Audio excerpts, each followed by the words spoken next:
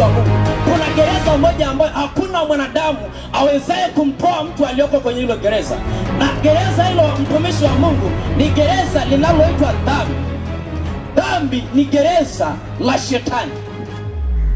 Duniani tumezoea magereza hapo. Kuna vituo vya polisi, mtu akionekana amekuwa mkorofi zaidi anapelekwa kule gerezani. Lakini shetani alipoachiliwanga duniani, aliwateka watu wote ili lengo kuweka chini ya utawala. Aliyoko gerezani na maana hana utawala wala hana uwezo wa kufanya jambo lolote nje na mtu aliyomweka gerezani. Naomba nitatamka maneno haya, mtayafuata. Weka mikono yako miwili kifuani. Nifuatishe maneno haya. Tumefunika macho. Ukiwa bila kusurutishwa, nimeamua kukupokea